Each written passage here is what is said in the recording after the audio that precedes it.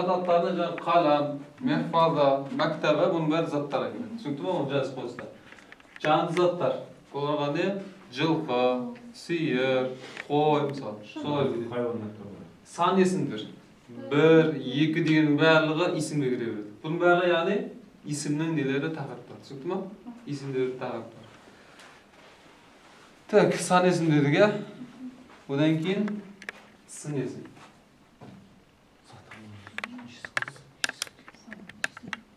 Сын есім. Әдемі, көрікті, ұзын, қысқа, алыс, жақын. Оның барлығы не? Сынды білдіреді, бір нәрсенің есін сол нәрсеге келеді. Зат есім болмай ма? Зат атауларының olur ма? Зат атауларының зат есім болмай ма? Мұның бәрі зат есім деп араб тілінде. Бәрі зат есім деп аталады. Исім деп аталады. Исім деген сөз зат есім дегенді білдіреді. Зат есім өз ішіне осылай кете береді. Түрлері бар. Түсінікті ме? Араб тілінде өткенде айттық қой. Исім, фейл, харф деп бөлінген. Соның ішінде исім осыларда кете береді. Исім болып шығарады. Имен ой ма? Первый чист. Имя существительное. Имен ой ма? Имя существительное. Түбір сөз. Етістіктің түбірі. Ол да есім болады. Түсінікті ме? Етістіктің өзі бар, түбірі бар, иә? Мысалға, жаздым. Не болды? Іс-қимыл. Іс-әрекет, етістік болды, фейл болды. Ал енді жазу болса, Жазу ол есімдік. ол есімдік кіріп кетеді. Түбірі есімдік болады. Өйткені ол етістіктің атауы. Етістіктің өзі емес ол. Жаңа айттық қой. Зат атаулары дедік, иә? Енді астына соны бөліп бара жатырмыз да, қайсылар қайсыған кетті деді. Түсінікті ме? Фиалым деген сияқты. Фиал, фааля болса, ол етістік болады, істеді. Фиалун болса, ол есім болып кетеді. Іс-әрекет деген Түбірі сөз. болып. Іс-әрекет деген сөз. Түсініңіздер ма? Түсіндіңіздер ма? Жайлы түсінбеңіз, айтқанда түсінбесеңіздер кейін кеш болады. Орысша тәсірлерін айтып жіберсең, что-то есіміз. Орысша дейсіз ба? 15 жыл мектепті орыс классында бітірген едім да. Түбір дейтін. Түбір это корень. Түбір көрді да? Какой перевод там? Корень дей ма? Есім болай. Сын есім что это? Прилагательное. Сын есім ұзын, қысқа, семіз, арық дейді ғой? Числительный. Сын есім.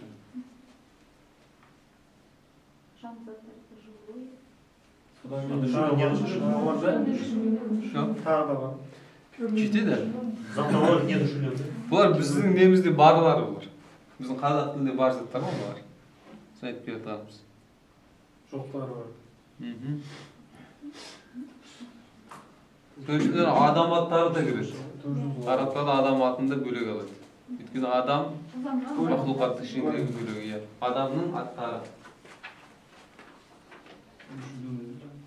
Адам астары.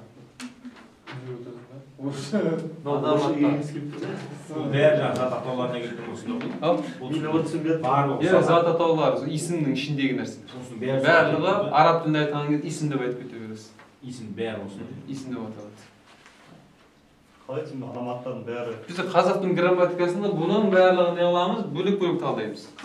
Мынау сан есім, осы сын есім талдау жасаған кезде, синтаксис талдау жасаған кезде, мынау етістіктің өткен шағы да солай талданады. Солай келген кезде, мына есімдерді оның ішінде бөлген кезде, тоғыз сөз табы дейді, соған бөліп тастайды. Мына сын есім, мына сан есім, мына не? Есімдік, мына есімше, сол нәрсе бөліп тастайды. Ал бұларды алады да араб тілінде. Исім дейді бұл. Бәрі исім. Осылардың бәрі кіреді ғой? Бәрі исім. Исімнің қала аттары, жер су аттары, бұның барлығы. Бірақ бас әріппен жазылмайды. Араб тілінде бас әріп деген жоқ. Бізде бас әріп бар, үлкен әріппен. Адам аттары, қаланы. Бұл араб тілінде не деген жоқ, бас әріп деген жоқ. Бәрі бір тек қана жаңағы нүктелер, солар айып тұрмаса, олай үлкен әріп, кішкентай әріп, үлкен әріппен деген нәрсе жоқ. Бір абзац бар араб тілінде. Есімдер оларда тәнуинмен келіп тұрады, сонымен белгіленеді. Әлмен. Бәрінде тәнуинмен келмейді, әлмен келеді. Кейде тәнуинді алып тастайды. Араб тілі негізінде әрекет қойылмайды ғой. Әрекет деген жоқ. Өшіп тастайды. Bu tek qana Kur'an dürüst okuduğu üçün hareketini koyup yazgan. Köp kitaplarda qarasız hareketsiz yazıldı. Araplarga birdeki жазылсаң, o hareket деген жоқ. Tırlat kete berdi. Өйткені олар не дыбыс өзі алды кетті, харекет дейді да, болды оны жазып отырмайды, өзі шығарып алды. Өйткені өздерінің тілдері ғой. Bizde қанша дыбыс бар, сонша harf бар ғой бізде. Өйткені сөздің бәрін таниды олар. Өзі таниды. Несін бәрін біледі. Шығарып алады. Бірақ енді олардың ішінде сауатсыздары да көп. Әріп танымайтындар. Арабтардың ішінде Құран жаттап алады. Әріп танымайды. Үмми дейді. Ондайлар да бар. Сан танымайтындары бар. Әріп танысы да сан танымайтындары бар. Өйткені олардікі араб әріпіменен, саныменен Индияның несі араласып кетіп қалғанда. Негізі арабтардың негізгі саны біздің жазып жатқанымыз көріңіз, 1, 2 деп. Негізі сол болған. Арабтардың асыл түпкі не жазу? Арабский осыларда. Ал жаңа арабтардың өздерін былай не көрсетіп жатыр ғой. Олар Индиядан кірген оларға. Индийский түбірі Индиянікі. Содан алған. Мысырда оқыңдар ма? Адаматтар сосын. Так, одан кейін адаматтар, одан кейін сілтеу есімдігі дейді. Хаза, хазихи деген сөздер бар ғой, сілтеу есімдігі дейді. Сілтеу есімдігі.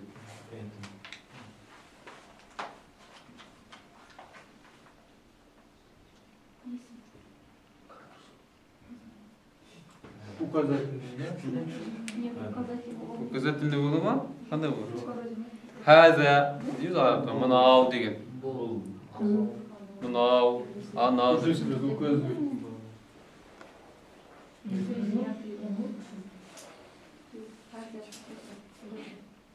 Одан кейін жағаттар дейді, дамир деп аталады. Жағаттар. Ол, мен, сен деген кезде. Қолданамыз ғой. Біз, мен, сен, ол, біз, сендер, олар деген сөздер бар емес па? Оны не дейді? Дамир деп аталады. Жағат олды.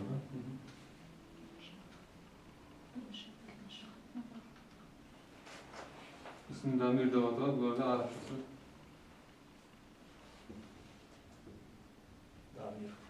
Бамир деп аталады. Өмір сеніп атма. Ушас қалай? Одан кейінгісі қатыстық снесін дейді. İsim mevsulü de Arap'ta mevsulü de batı o, ha? İsim mevsulü, ellezi, elleti deyip geledi o, ha? Kitabul lezi deyip geledi. Ellezine amenu da Kur'an'da da geledi. Bunlar katısı var. Sonday bir neler sifatlap aytқан кезінде келеді ол сөздер. Қандай дейсіз? Қатыстық снесін дейді қазақ тілінде. Қатыстық снесін. Жағат олардан келді ме? Жоқ, жағатта олардан кейін қатыстық снесін.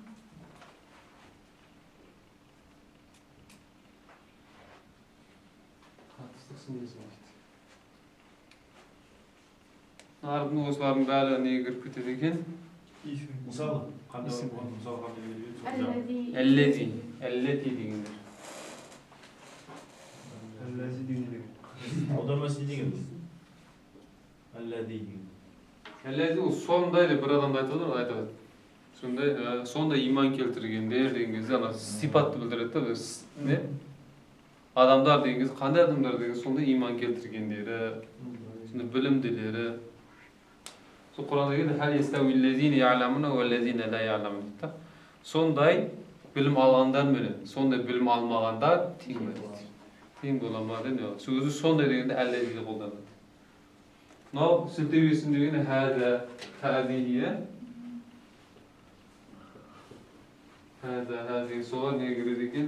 Исім ишара. Бұлардың барлығы не болады екен?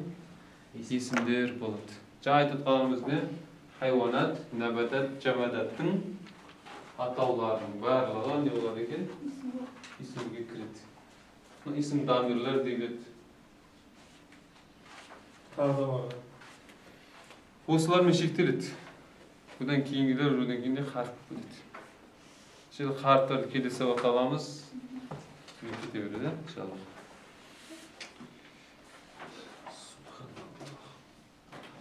Так, онда бүгінгі жеткілікті ғой да? Осының бәрін. Высокомустиметр. Высокомустиметр.